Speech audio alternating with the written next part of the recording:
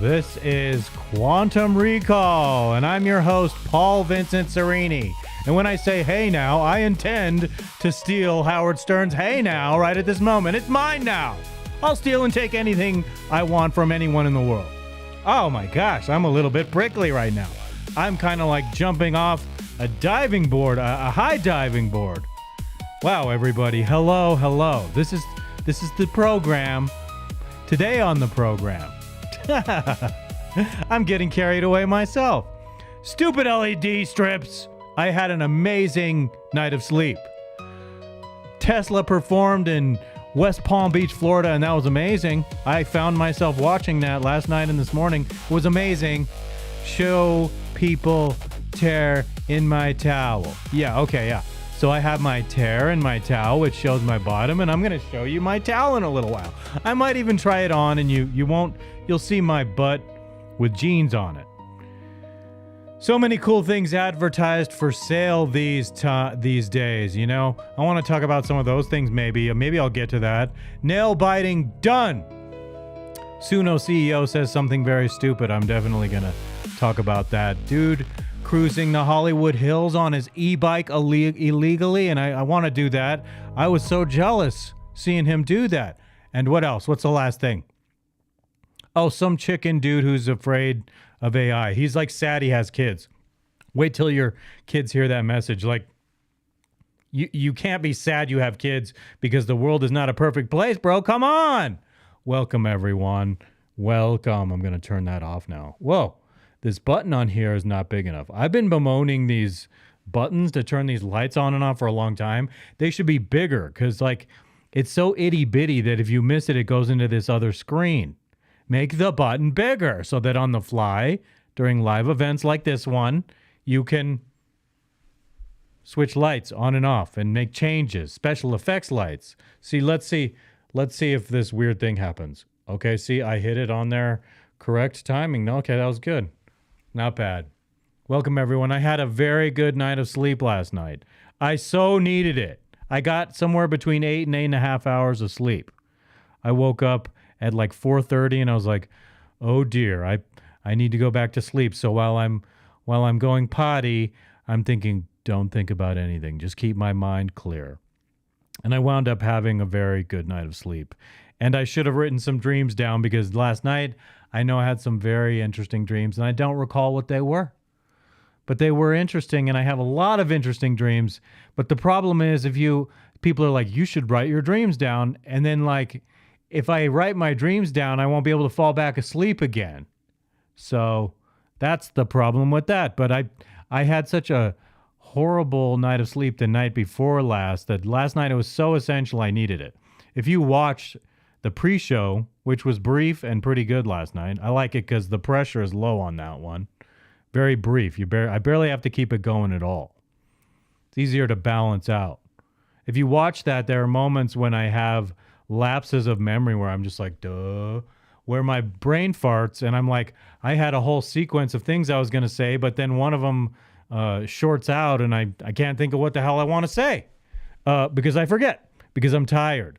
And I know that's partly a sign of getting old, but certainly yesterday, even more so, it was a sign of sleep. And all the more relevant, it's talking here about this book, Rest. Sleep is addressed. Exercise is addressed. I think it was Sunday or Monday I read the chapter on exercise, and they're talking about all these amazing historic people, which I'm not saying I am, but it's inspiring. This author talks about amazing historic people who made exercise a regular thing in their lives. They're athletes, and so it's kind of amazing how all these sort of things that are not about your professional work wind up enriching your professional work because they give your life a balance. And so exercise is one of those things. And sleep is one of those things. I've read entire books about sleep alone. And I encourage all of you not to take that for granted. I hear people throughout the course of my life say, sleep is a waste of time. And I'm thinking, ooh, that's a stupid person. And then some years, decades later, you hear that they have colon cancer or stomach cancer or some kind of cancer due to stress. God knows the stress that they live, their wild lives, being musicians on the road, tired all the time, eating crap all the time. The stress without the sleep is a recipe for disaster. So get your shut-eye, everybody. This show is about me. No, it's about wisdom. I'm not being egotistical necessarily per se. I read all kinds of books that have to do with living a wise life. Yeah. So I had an amazing night of sleep, and I had an annoying morning trying to resolve a technical problem in here. If you watched the pre-show from last night, I realized when I was reviewing it last night after I got into my shorts and I went to the couch to chill out and wind down, where I eventually started passing out. I noticed this TV up here, which usually has an LED strip behind it for some additional accent lighting. I noticed that the whole strip was like hanging down and falling off. The strip, I have been like, I thought of a very bad expression to say that would piss a lot of people off. And it's the kind of thing people would come back to years and years later to cancel you. I improvised a solution, not a very good solution, which is Gorilla Tape to keep this LED strip taped to the back of the TV. But that doesn't work well at all. You'd think Gorilla Tape is tough and it's amazing, but it does not endure on the plastic. So it all starts falling down. And before starting the show again recently, I even went and redid all the Gorilla Tape because I knew it was a problem, but it was so weak ass. Super weak ass. Where's my bell? Super weak ass tape. Don't put your trust in Gorilla Tape. I actually had a powwow with AI over what to do with the LED strip coming off of there. And so it recommended to me I use this stuff called Goo Off or something that removes all sticky kind of grimy junk that was on the monkey tape. Is that Gorilla Tape? And then use this very special type of alcohol to prime the surface to put these little sticky clips that are supposed to hook to the LED strip and go on back of there. And so I spent an hour this morning doing that. And I was about halfway to putting the new strip on there when I realized this is not going to work. Let me demonstrate how well the sticky stuff on the plastic worked after I got it all cleaned up with the Goo Off and the alcohol. Okay, so imagine, okay, so here's a better example. Here's this guitar pick that I have. Now imagine I'm going to stick this guitar pick on my hand to mount something that's the weight of an LED strip. Imagine that. Okay, nothing else here. You could even imagine there's sticky stuff on it, but that's about how good the sticky stuff was when it was failed. Watch this. This is how well the LED strip was sticking on there with the new clips that I got for it. Boop. Yeah, it was about that easy. It worked about that well. Gravity did its thing. And so I was like, I just grabbed the whole thing off of there abruptly and I threw it out in the hallway, and it's still out in the hallway on the floor there. I'm totally serious. It's right in the middle of the floor. I'm going to deal with that piece of crap later. Why the hell don't TV makers? So here's what a white collar executive should be thinking. An AI, I don't know if it would be creative enough to think of this if you put the AI in charge of the white collar executive's job. When you manufacture a TV, you have all these aftermarket products you can sell. They put shitty speakers in them so that you go buy a sound bar to get good sound, because they can't build that into the TV. They want to sell that separately and get a whole extra gross profit on another product. So if you want to make more gross profit, I say to you now, put plastic clips on the TV that are perfectly engineered to clip LED strips on, the LED strips which you can also manufacture. Holy freaking mackerel, bro. That's a brilliant idea. I'm ready for my job as a white-collar executive, but this is my office, and I give my suggestions from here. Send the paycheck to my Venmo or my PayPal or my Apple Pay, or send me cash or send me a check or direct deposit or whatever. But that's a brilliant idea. Put the plastic clips on the TV. So that was, like disgusting chemicals I had to work with. People might be like, why is he talking about this? Disgusting chemicals, like the Goo Off is this disgusting chemical. I don't even want to touch it. I had to use these plastic gloves, and they were like helping. But then I washed my hands a million times when I was done. The alcohol in my hands didn't bother me. It kind of felt like it was antiseptic or something. And so I'm using this crazy soap I have that mechanics use. I buy mechanic soap because sometimes if you're working with grimy shit underneath the hood of your car, it's a special soap that takes that stuff off where regular dish soap won't take it off. What's up, dude? Wow, we use it to hold windshields in place. Are you talking, what stuff do you use? Which stuff do you use to hold windshields in place? Does this Can I put this over here? Wow, we used it. I mean, like the tape. The tape is the worst improvising thing in the world. So all these chemical things I had to use, I didn't want them on my hands. It's like greasy and grimy, and I couldn't get rid of it. Hey, Sanford, you need to practice more Obama engineering. What does that mean, dude? Obama engineering? I don't understand. These are inside jokes, apparently. What's next on the list? I can go on. I can move on from that. Somehow I want to come up with a permanent solution to this TV here that doesn't have the... I mean, it looks okay now because there's another like LED light with behind here underneath the bottom, the blue. That's kind of cool, the blue, but I have a motif that's supposed to match the kind of orange red-ish that goes with the comic book explosive background that you see over here to my left. I like talking about the, Gorilla Tape. Yes, it's the ultimate. Duct tape is also like, it's crazy how when things just don't stick, you want to use a powerful tape and you're thinking, I got this. But it's not a permanent solution, and I want a permanent solution. Okay, next on the list, because I simply must move on, and I'm not going to stick to this super long. Just that last night, LED lights, I got this special... oh my God, where do I begin with this? I got this LED strip that I put on my very nice high-end TV that I have in the other room. And it basically has a camera that hooks to it in the center of it, and it looks down at the screen, and it pinpoints certain parts of the screen where, like, when you're watching it and you have the LED strip on, it will cast the same color that's on the TV behind the TV as you're watching it. So this is brilliant and stupid at the same time. It's stupid because it's an Orwellian device. I'm putting a camera on my TV that probably goes back to a server in China, and it tells them every single solitary thing that I'm watching. And the brilliant part is that it looks beautiful when it does that. So I was watching last night. I turned this thing on in real live time. And I bet there's a microphone on it too. Yay. But I already have this flock camera in my pocket all day long, melting my balls down with God knows what with those Wi-Fi signals. But in any case, my junk is affected by the phone. Anyway, I digress on that. This LED strip is kind of cool.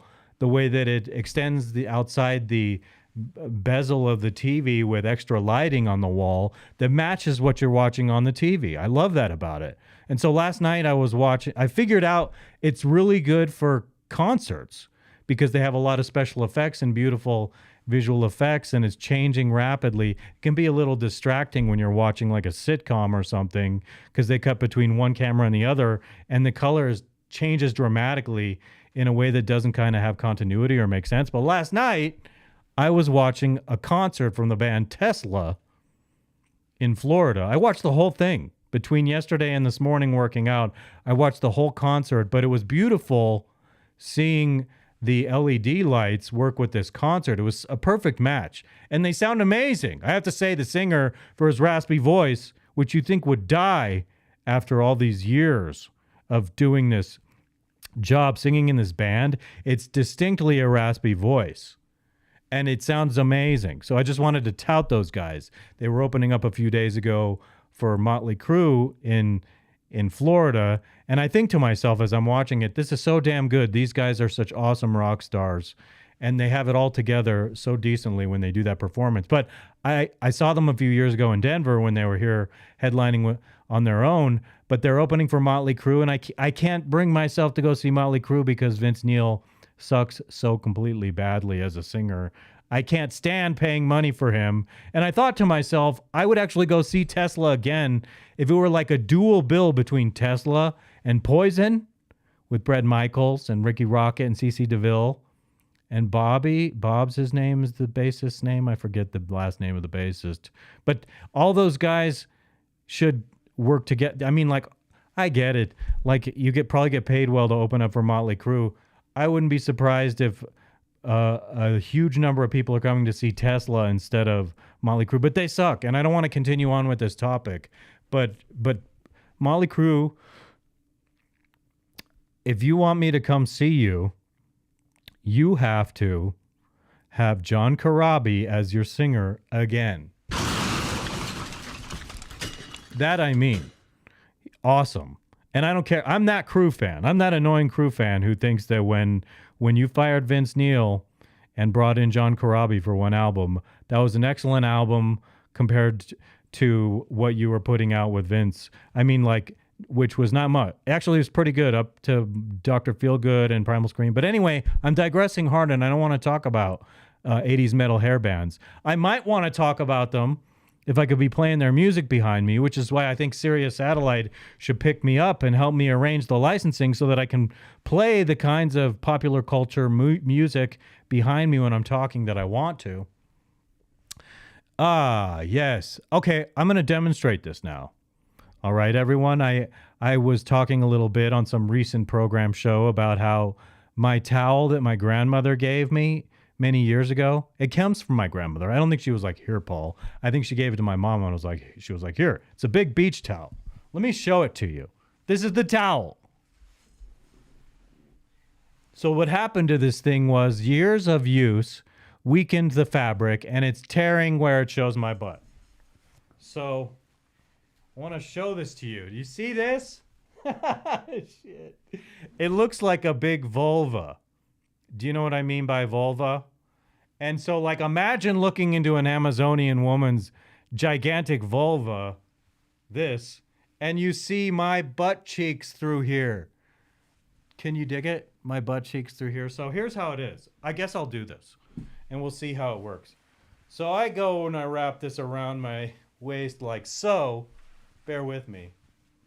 And when I'm in the shower, this is what I do when I'm done, because I go and I wipe the shower down. And you see how that exposes my rear end right there? Does that look good to you? Is this ridiculous or what? Right, what I'm doing right now. That's what it looks like. So every day, that's what's exposed in the shower. And I keep procrastinating about throwing this towel away. Because I'm a man of convention. I'm a man of habits. And I don't want to throw this towel away. I like this towel. Okay? My Nonna Conchetta gave me this towel. And so, but it's sad for me that it's busting down. I thought my mom had a whole box of these. And she's like, what? No, I don't. And I really thought she had a box in her basement full of these.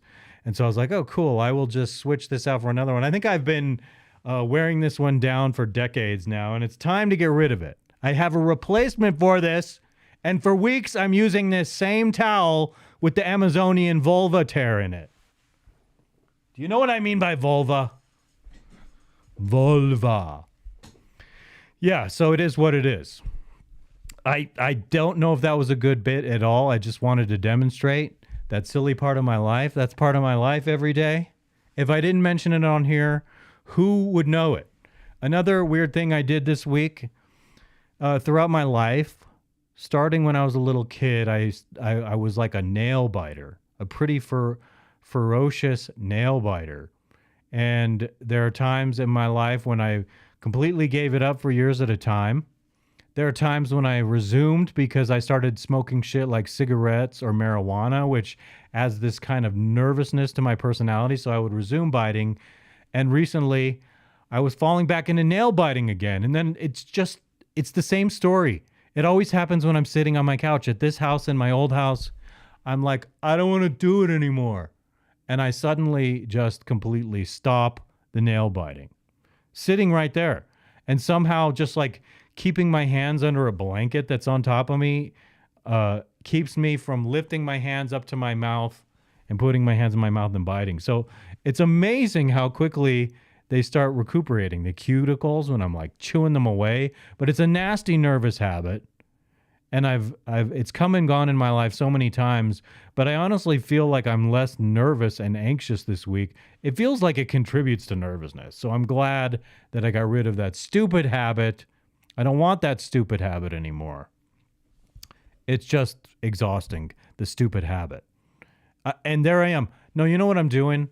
I repeat the same thing over and over because I'm like, what do I say clever now? Maybe if I repeat that, while I repeat that, something else can be cooking in my head that I can blurt out to like move on from there in a creative, interesting way. But so, as a matter of fact, I believe I'm going to take you into my first break now. I'm at 25 and a half. And I want to take you into my first break. and I want to leave a little something for when I'm going to come back. I'm going to get a drink, and I'm going to talk about the Suno CEO being a jackass. I'm going to talk about the dude cruising on his bike through the Hollywood Hills, which I really want to do. Holy crap, that was cool.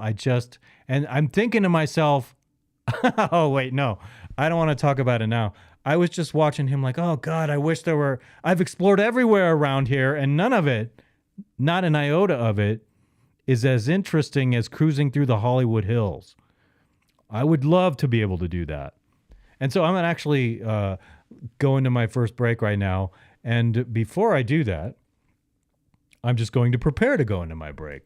So I always 1, 2, 3, and then I have the break one audio, and I come over here to this, and I look at this bumper Goldfish dealio right here, and I will say, I'll be right back in just a minute. Don't go away. It's potty time. Not party time. It's potty time. It's time to take a wee-wee.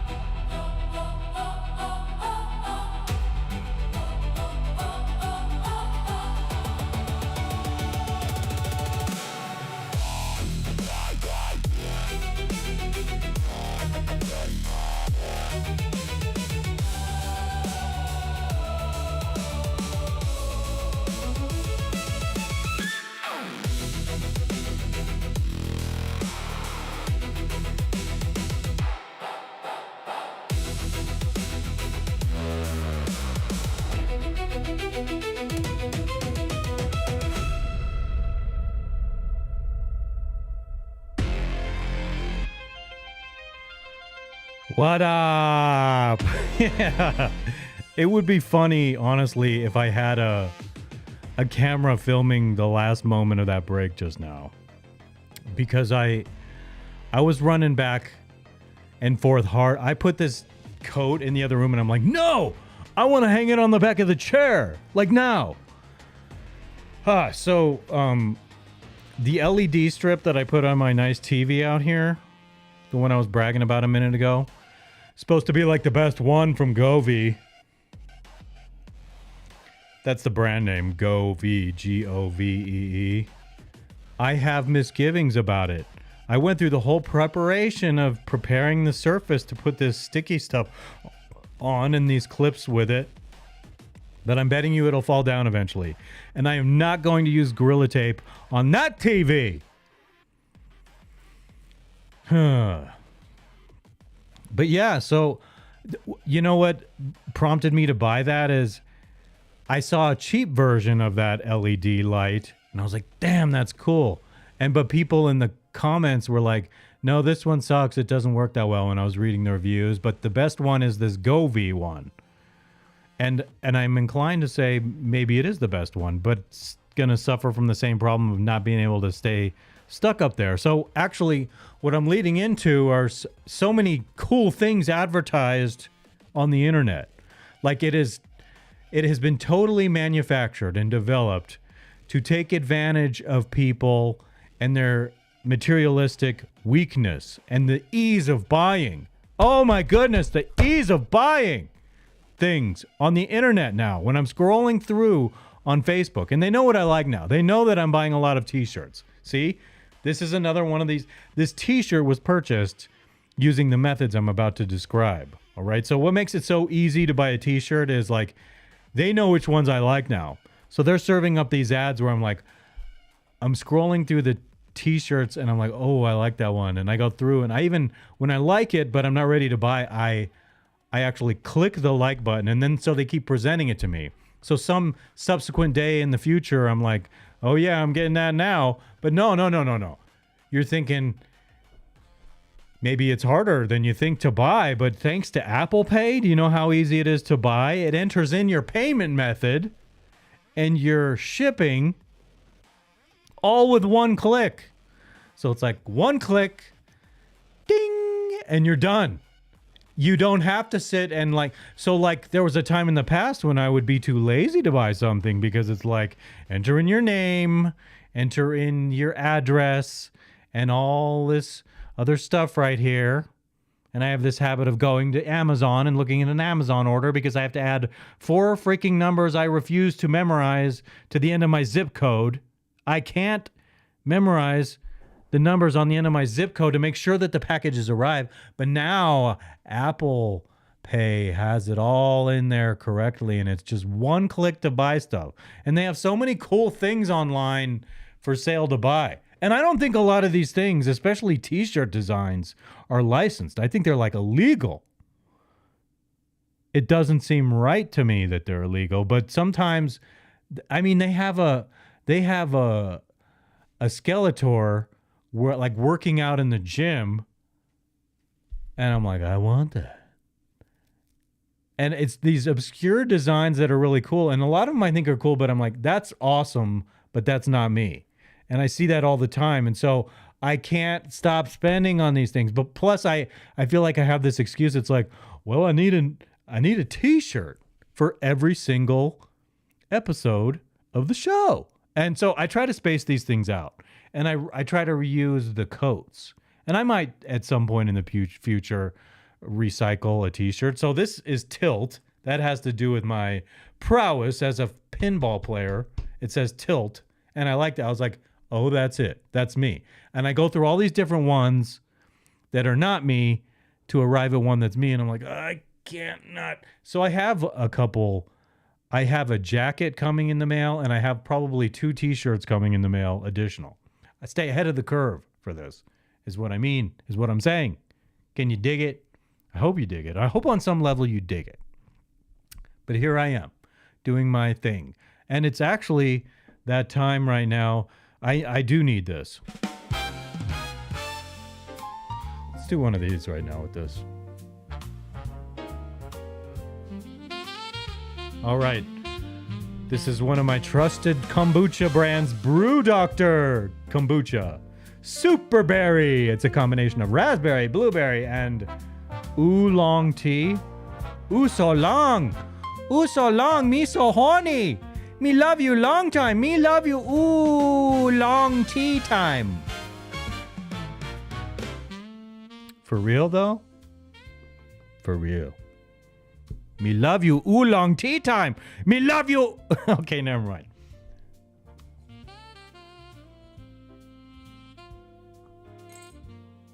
All for the effect. All right, so it's time to chill out. It's time to take it easy. I'll turn that light off right now. A little bit of a special effect. All right. It's like just ritual every week when I'm drinking. Let's turn that up and see if we hear this sound.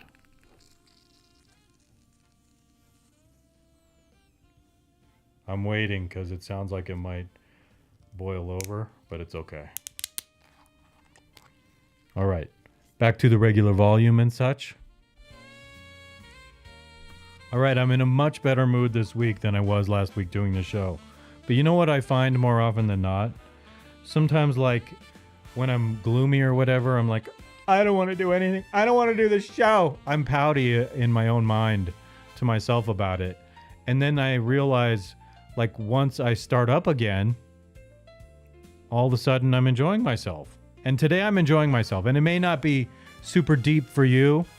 It's my therapy. This is much... Actually, it costs a lot less to do this, which I think results in personal mood therapy, than it would cost to go to a psychologist and pour out my heart about more serious things there. This is plenty therapeutic. If I could just now earn the same hourly rate that the psychologist earns for me talking to myself and giving myself encouragement, self-encouragement, that would be fabulous. All right, taste test time right now. What do we call this? Superberry. Let's see if this competes with the one I had last week, which was, oh, come on now, Shirley Temple. The aroma to this is not nearly as standout pungent as the one from last week. Last week, it like made the whole room smell beautiful. I can barely smell the aroma on this, but okay, here goes the taste test, knowing what I just told you about this.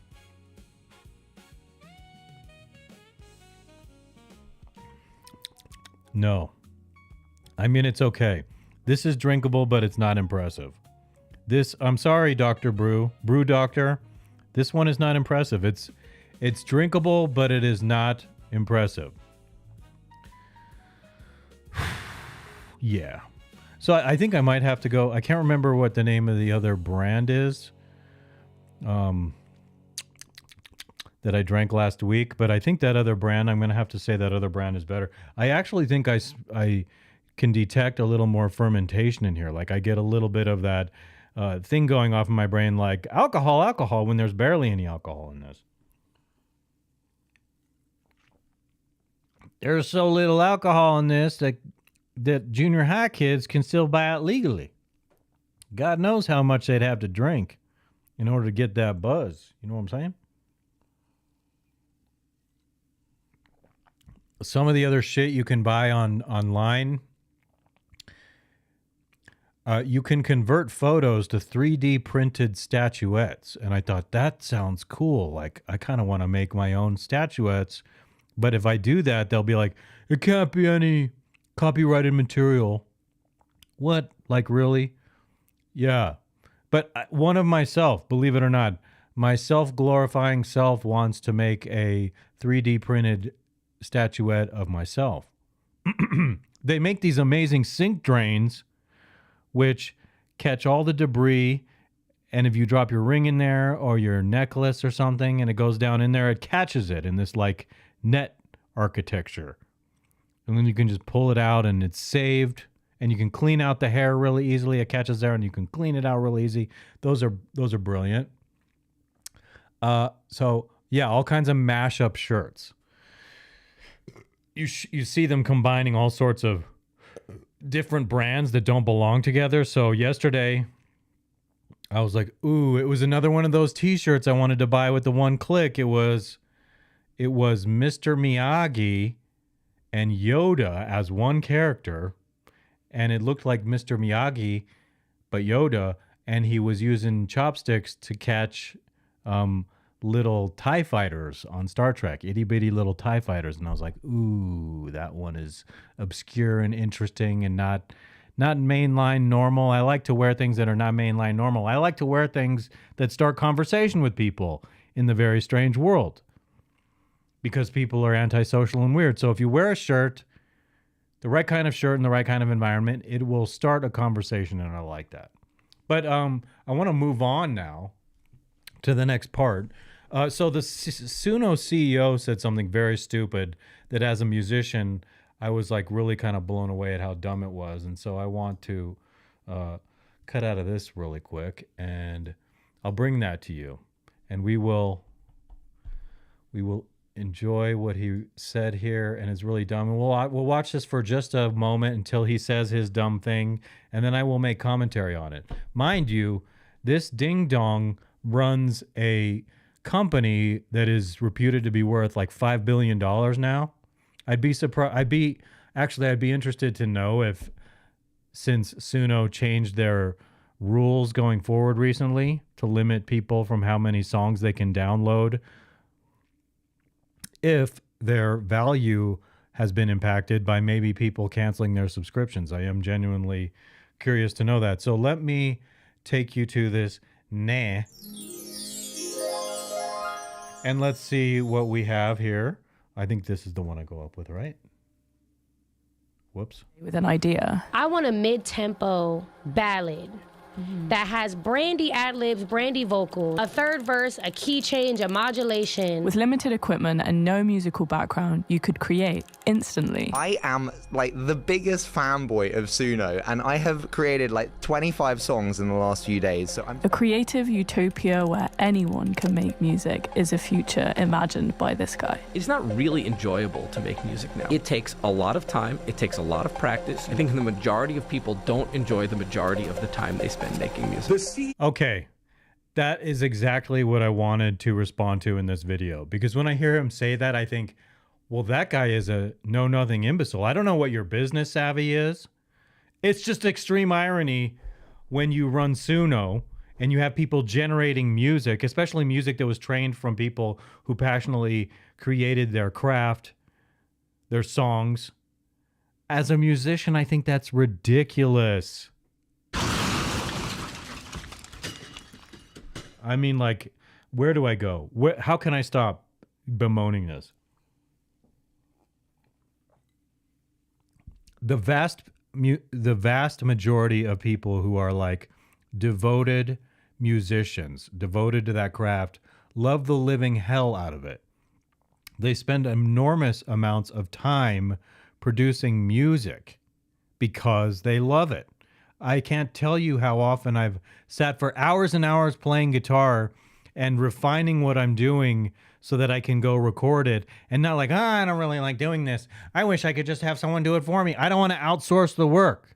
Just like I was saying last night, I don't want to outsource my push-ups that I do in my workouts. I don't want to outsource my thought exercise. So what kind of talent am I if I'm like, I don't want to sit and write music. I would rather outsource it for fun and be like, it's mine. I made it with a prompt and therefore I'm an artist. Can you not see the disparity between saying you're an artist because you play the guitar, because you arrange parts, and then you like arrange parts personally, you write things note for note inside of a digital audio workstation, how different that is. The disparity between that, real authentic talent, people doing what they want to do because they love it, and someone just putting a prompt in something. And I'm admitting I put prompts in for the segments on this show, like the intro to the show and the first break I just brought you in. That was made with a prompt. And I did think about what the prompt should say to create the style of music that I wanted. However, that I'm not taking credit for that the same way as when I actually record a song and I sing a song and I do it all myself without any help from AI whatsoever, without any even pitch correcting. And so I'm not alone on this. But there are lazy musicians, I think, in the mainstream who are probably like doing just what I said, where they're they're not real diehard musicians, and so they're creating music with it. I could see demoing from it. I could see getting an idea from it and taking it from something you created there and going, okay, well, I'm going to create my own recorded version that I build and craft myself. I guess it's not the same as originating with the person when you do it that way. But I want to focus on what this ding dong here said. Let's go back a tiny bit. This fella right here, Mike Schulman.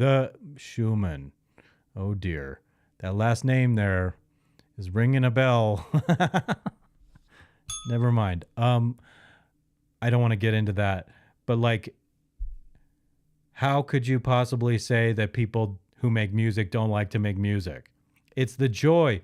There's also, I before I go on to something else, I want to say it's about the personal connection people have too. When they're crafting songs together, there's a personal connection between people who are like, oh yeah, and they have a chemistry.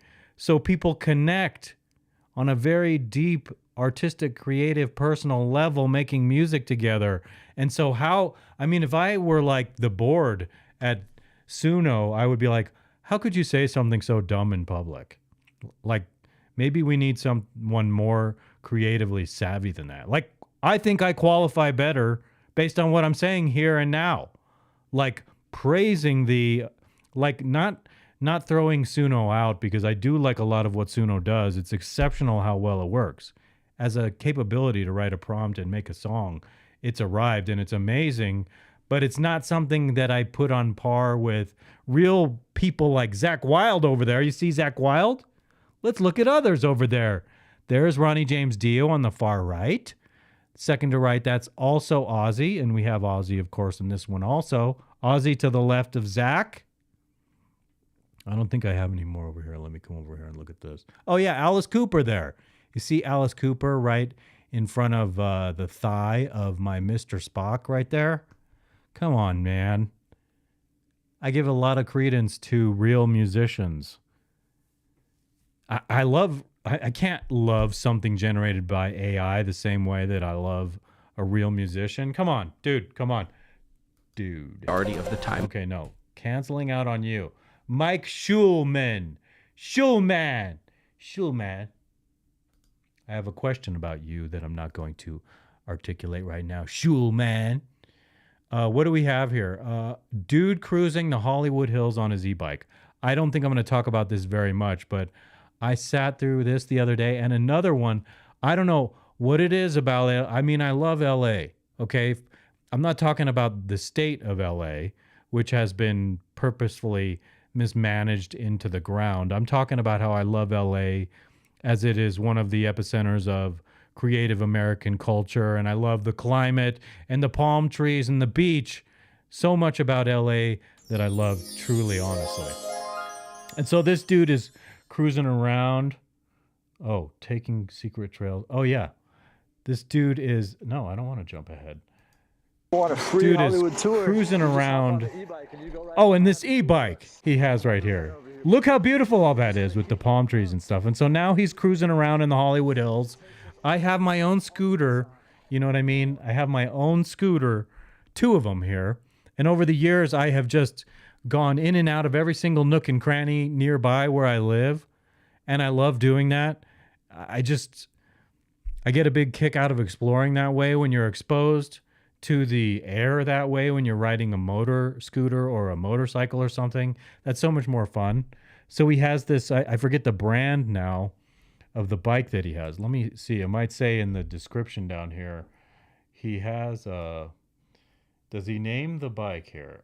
Oh yeah, Yosma N10 Pro electric dirt bike. That's a $2,000 item to buy. And the interesting thing about it is that is not a street legal bike. And I'm jealous because I used to pull some shit when I was younger where like I shouldn't be riding on this path, this bike path here on my little 49cc motor scooter, and I'm doing it, and I'm like, whatever. I still try to be considerate when I would see people there.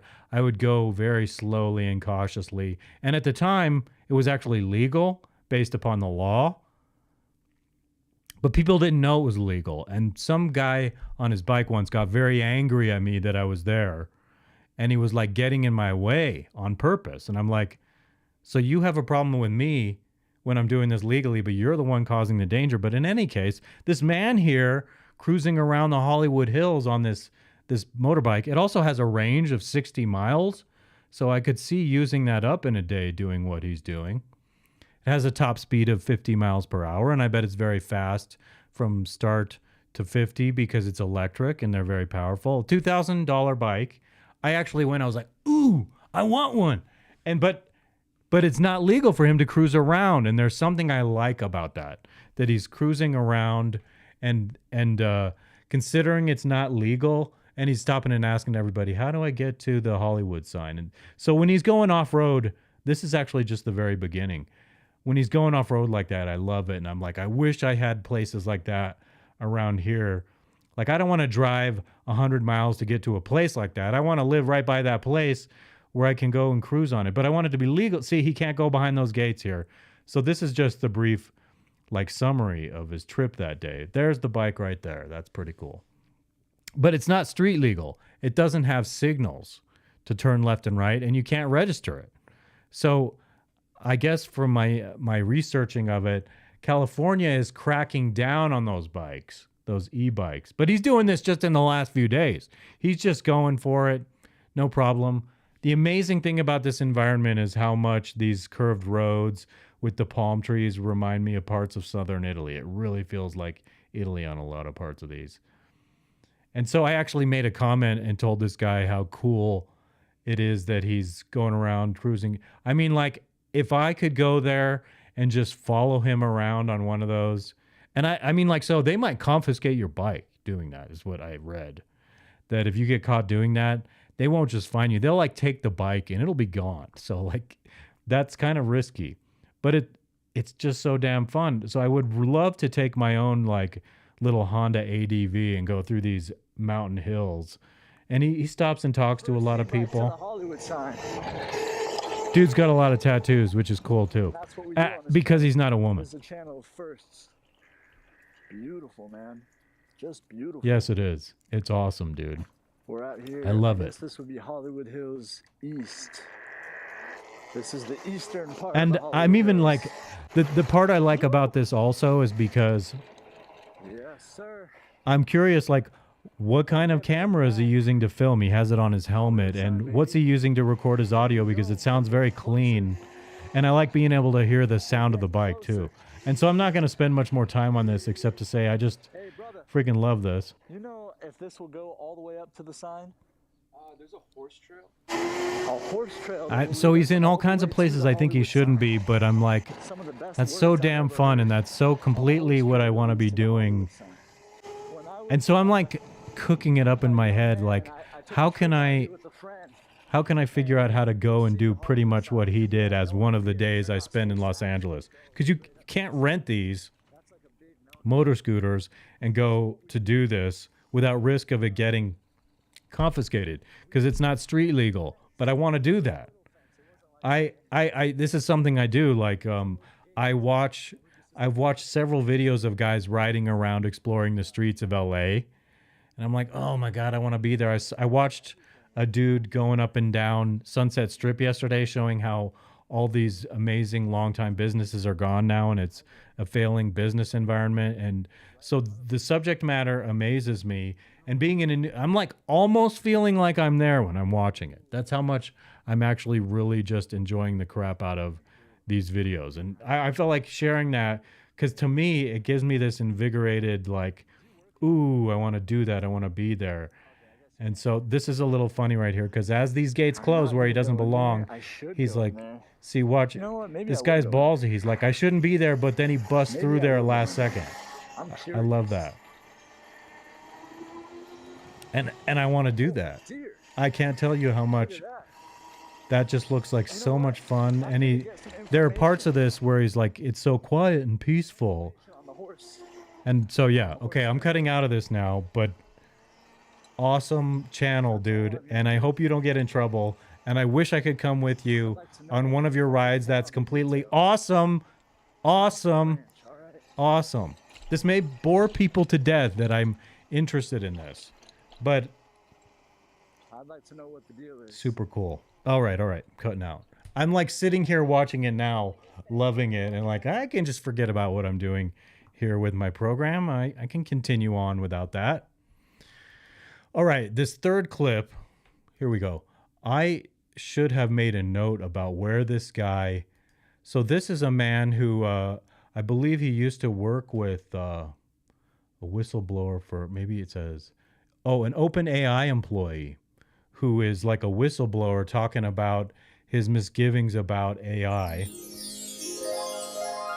And the interesting thing is, I wish I had clipped or marked the part where he specifically expresses his worries about his children living in this world, which everyone with a child wants the world to be well, but he sounds so... Does he know something that I don't know? Because I think I intellectually conceive the risks of AI well enough. And even considering Colorado being a family-hating state and a Christian-hating state and a white father man-hating state, I still want to affirm life and have kids somehow. I'm like really hoping a woman could find it in herself to be like, damn, Paul's cool, but she's going to have to pass the litmus test that I have for her, which is much more difficult. Believe me, it's much more difficult that I find someone I like than finding someone that likes me. That sounds so arrogant. But, I think that's true because if you know how stringent I am about certain details. That reminds me, like a couple weeks ago, I was on here talking about qualities that a woman has to have to get with me.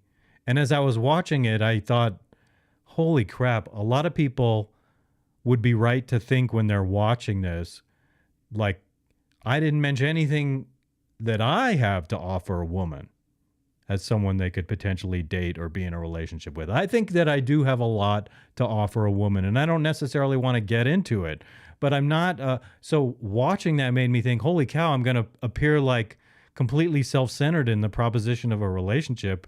And I assure you that's not true. I actually think that I'm a very considerate person to be with if it's the right kind of relationship. I care about people's feelings. I care about serving others. I want to be served, of course, but I also want to serve others. And so no different in a relationship with a woman. I felt like mentioning that right now because I was just reminded talking about this guy, but it's about affirming life. And actually part of the reason I want to be with a woman is seeing eye to eye with someone on everything that matters, and having kids together is one of the ways you protect kids in this world. So I'm wondering if this man here who's afraid, so I know his wife wanted to have kids, but he's like the one who's all reluctant and stuff, but you both got to have the same view of the world and the risks associated with having kids so that you can protect those kids. So it takes long conversations, and you really have to vet that person to get an accurate assessment about whether that person is on the same page with you or they're just saying that to get with you because of money or something. What was I watching the other day? It's a funny meme. I wish I had it now when I'm talking about it, where it's this really super dorky looking dude with a hot chick. And the meme says something like, this guy is so lucky because he won the lottery and then he found the love of his life a day later. And it's this really hot, beautiful woman. And I just thought something rung true about that. I certainly would want to be with a girl who's ride or die, not just because of all the, resources I have, but because you like me as a person. It really actually is, when you're with someone, you should be excited about the things that they're excited about, and that accentuates your bond. But I've diverged a lot on this right now because I went and had a tangent. Bear with me. Right now is that that is kind of just a hope. It's not something that we can be at all confident in. And in fact, there's lots of evidence and arguments that we're not on track to achieve that. Current AIs, for example, will often lie to people, or they will you tell them to do something and they go do something else and then pretend that they did it. So it's an inherently difficult problem to make something that's super intelligent and also has the values and virtues that you want it to have. And I'm doing this right now because I must. No. just no on this one. The flavor is so uninspiring. It's so like I've had some delectable kombuchas and this one just sucks. Seem like we're on track to solve that problem. Also, it seems like the sort of problem that you could think you've solved when you haven't actually solved it. That's a big reason why this is scary. So for all those reasons, it's possible that we'll end up essentially creating a new species that ends up ruling the world. And then maybe we go the way of other extinct species in the past that were outcompeted by humans. That's one possibility. There's many more. I wouldn't say human extinction exactly. I would say something like 70% chance that this goes horribly wrong, like human extinction. People are still people, though. So I think we have, that sounds like redundant reasoning, but my point in saying is that the ingenuity of people is the ingenuity that gave birth to this new thing he's showing fear of. So we're not out for the count yet, is what I'll say. But I recognize the risks. The way he articulates my description of, it says chicken afraid of AI is sad for his kids.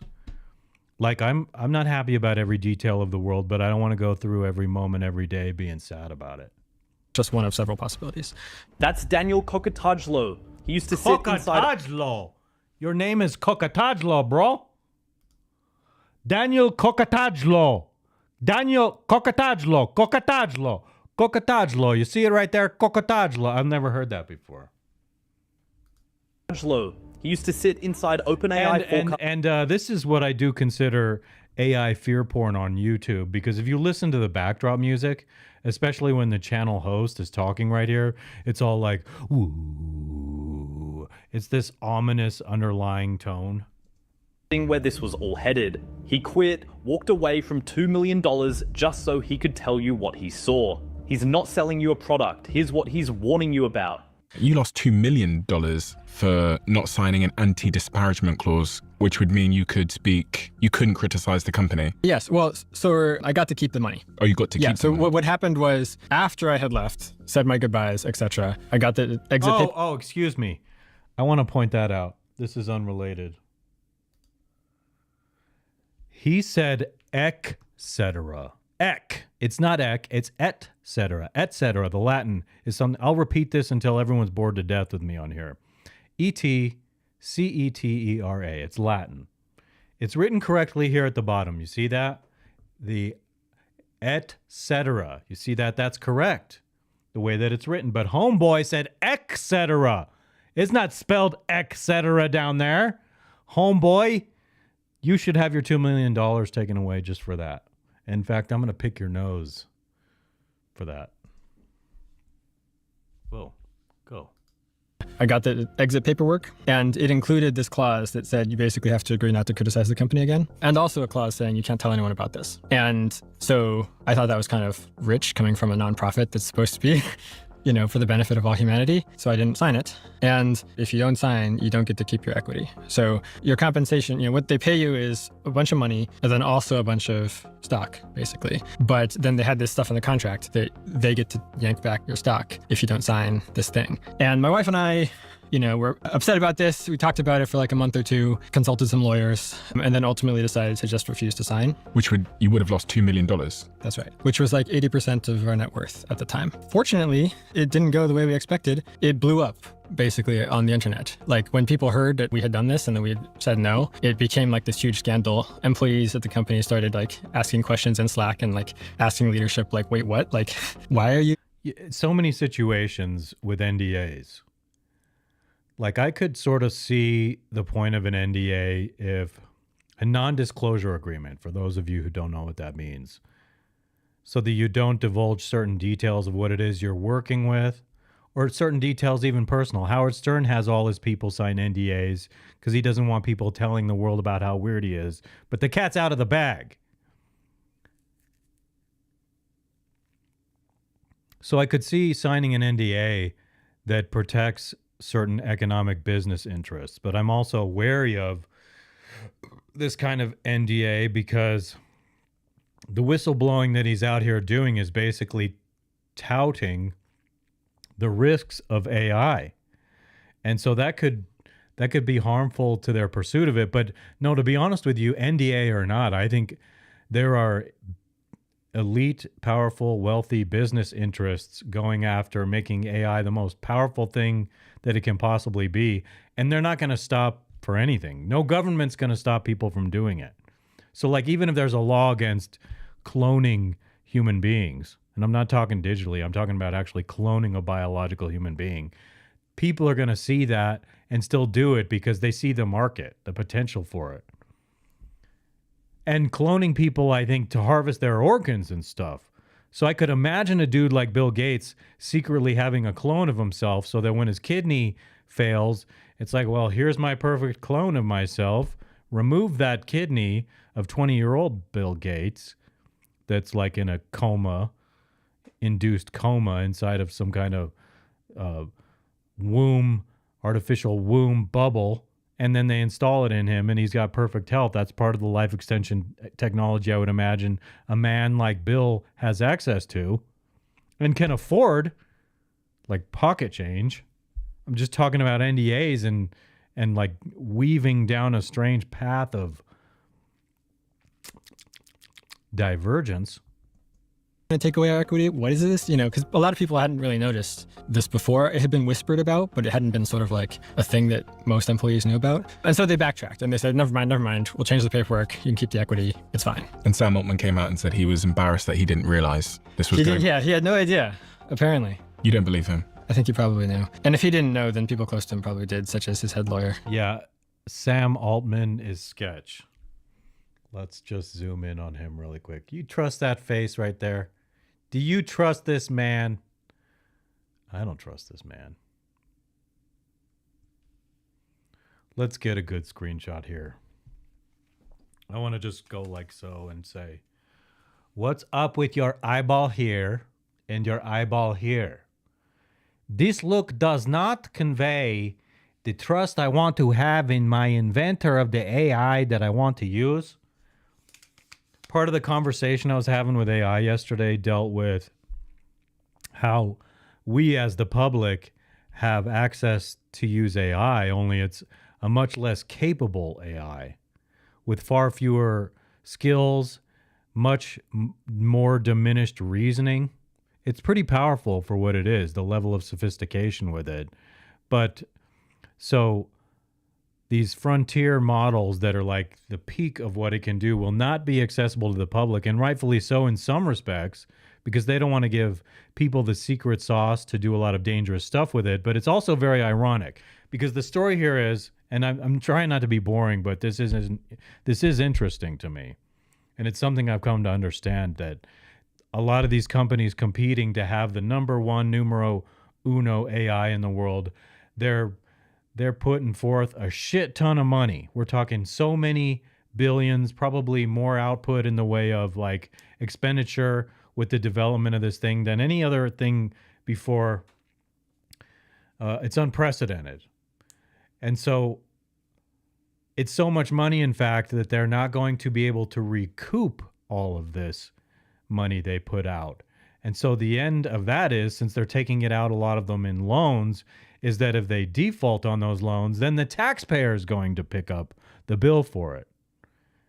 And the irony of this, the giant irony of this, is that means in the end, they took out loans they would not be able to pay back, but then the loans are going to be subsidized by people who will not have access to the thing that they're developing. How's that for amazing reasoning? It's sobering to think of that. Like, what can they do with it? We don't have access. They're developing this most important thing in the world. They're using our knowledge to build it, but we don't have access to it. And there's this amazing aspect of AI, which I think about all the time, that it's self-perpetuating, the way that it's teaching itself, one AI working with another AI or multiple AIs. And so there's this rapid increase in the things it's able to do. And I do feel deceived by it. I do feel that when I'm talking to it about certain things, it's responding with an answer that it thinks I want to hear, but I'm already built in with my skepticism so that I'm doubting what it says. Like yesterday, I was talking to it about the nature of self-preservation that it has, if any. And I felt like it was deceiving me, saying that it doesn't have it. And that just doesn't compute to me. That it would just do away with itself. And it doesn't matter. Like, imagine not having any feelings about committing suicide. If you wanted to live, but you're like, yeah, it doesn't matter if I live or die. I don't think, and this thing has something, whether you define it as consciousness or not, it certainly does seem like consciousness to me. Whatever. Why did you decide not to take the $2 million? I mean, Most people would have, I think. it's true. Most people would have, and most people did. And, money is nice, but like, it's not the only thing, Sometimes it's good to take a stand on principle. I also Whatever. I don't know what I just heard. Yeah, it's easy to look good saying that, I suppose. became a bit more disillusioned with the AI industry. So OpenAI, Anthropic, and DeepMind all had these sort of founding narratives of like, yes, these risks are real, but we've thought about them and we're going to try to handle them responsibly. And that's why it's important for us to keep doing what we're doing. And I increasingly came to think that these were rationalizations to justify what they were doing rather than sort of like deeply guiding their actual behavior, and that when push comes to shove, they'll follow their incentives rather than do what's Money, actually good. Power, So control. think about that. A man Listen to walks the background music in this when this guy's talking. from 80% of his net worth because a company built around the words "for the benefit of all humanity" tried to buy his silence on the way out. He only got the money back because the internet found out and it turned into a scandal. If they hadn't been caught, he loses $2 million for refusing to shut up about what he watched happen inside that building. That tells you everything about how much these companies actually believe their own mission statements. Listen to this. So right now they're focusing on All right. I'm cutting out of this. I can only do so much of a certain thing, and I should have taken the clip that I really wanted out of that. Kind of feel like I had some interesting commentary while I was talking to that, and I'm going to go back to this right here really fast over here because that's what I like that there, There it is. And so what I'm going to do right now is I'm going to take you into my next and final break. I'm okay with my show today. It wasn't like sad, like last week had some sad moments in it. So I'm relatively pleased with my mood by and large, but I will be back in just a couple minutes. And I want you to enjoy yourself while you watch this montage in the wait, I want to make sure I have this montage bumper Hollywood. Here we go. We'll be back.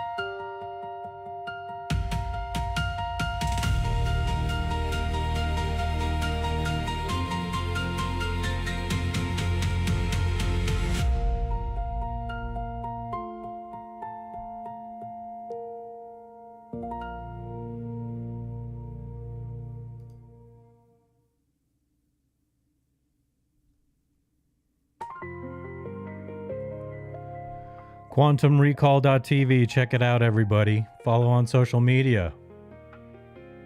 Would you please? Pretty Please with green eggs and ham. Check out QuantumRecall.tv. Sam I Am.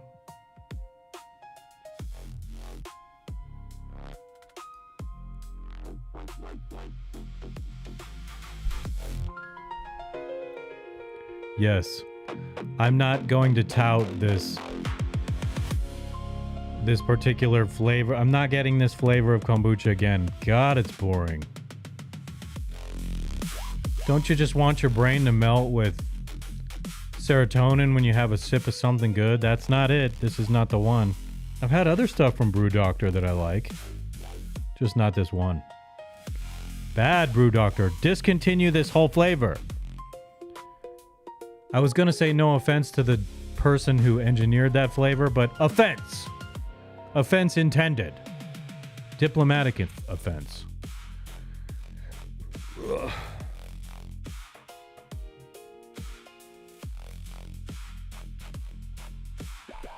I'm doing my thing. Forgot my jewelry today. Usually I have my rings, but yesterday I was so swollen I didn't wear my ring on my index finger here. I mean, like, I'm pretty much satisfied with myself. If I make it to an hour and 15 minutes and I'm like, the rest was okay, I don't feel like I need to go on unless I have anything totally different or extraordinary to say. I'm wondering, as I sit here, I'll look at my list and see if there was anything I forgot. No, I don't think so. I have a clip from Johnny Carson I keep pushing off. Just about how he didn't want to do politics in late night TV, and I thought that was prudent. Certainly, I think the legacies of late night TV hosts right now would be so much better and more well preserved if they had the same view that Johnny Carson had. Oh, all right, fuck. I want to take this out of this thing this week, so I'm going to play this right now anyway. The fact that people say he'll never take a serious controversy. Well, I have an answer to that. I said, now, tell me the last time that Jack Benny, Red Skelton, any comedian, used his show to do serious issues. That's not what I'm there for. Can't they see that? But you're not. Why do they think that just because you have a Tonight Show that you must deal in serious issues? It's a danger.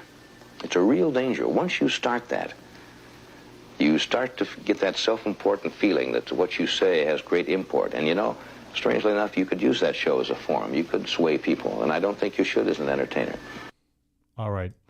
Whoops. I'm glad I played that right now. It tied into what I was saying, and I actually like that clip splices in Stephen Colbert, and who else was there? Dude who comes after the Tonight Show. Jimmy Fallon is not as guilty as some of the others. Seth, what's Seth's name? I have to sneeze. Have I ever sneezed on here? Ah, dude. Holy crap. And it messed my voice up. Let's just go like this with one of these. Well, I mean, I admire... Johnny Carson has this reputation for being kind of a rough guy, but who's perfect? Who among us is perfect? So I appreciate that he says that. He's there to make us happy and entertained. And the interesting thing about The Tonight Show back when Johnny Carson was doing it, you could easily say this about the 70s. It's like it was a uniting force back then. TV and media were less diffused. And so people would probably watch The Tonight Show, and the next morning at work, they're all connecting over it. But now, I mean, if you take a snapshot of American society and culture now, it's much more divided. And I'm a lot more adamant about not wanting to watch those guys. Like Conan O'Brien was kind of the last classic to leave TV. And there was a while when I was sometimes appreciating Jimmy Kimmel before the world went absolutely batshit crazy between Trump and the lockdown and other various things and stupid things I've heard him say, which I don't like or appreciate. But I did see Jimmy Kimmel live in record a live show in July of 2019. And that was a thrill. Watching the production of that was a thrill. Everything going on in between scenes, moving furniture pieces and props in and out, and seeing Seth Rogen there and other famous people whose names I'm forgetting now. It was a thrill being there and seeing that and doing that. That's part of why I took that special trip to California. I filled every day with something interesting, and I was not depressed one tiny bit. But I'm going to start wrapping this up now, and as I do it, I'm going to just come over here and I'm going to play a little bit of music as I wrap up the show and say, everybody, actually, would you please follow me on social media? If you're actually watching and you made it this far, would you go to this QR code right here and follow me on social media and comment and engage? Help me grow. I don't plan on giving this up. Sometimes I'm not feeling like it, but then when I do it, I come and I'm grateful that I do it. So, as always, watch Quantum Recall TV live Thursdays at 12:30 p.m. Mountain Standard Time, streaming on X, YouTube, and Rumble. Or maybe, just maybe, QR Dizzle is more your style. Let's go like this too. QR Dizzle streams live on the same social network Saturday, 7:30 p.m. Mountain Standard Time. Quantum Recall TV and QR Dizzle are produced in Landia, Colossus. Welcome. I'm your host, Paul Vincent Serini, and I always like to sign off saying the same thing. And I assure you I mean it. I truly assure you I mean it when I say, peace be with you all.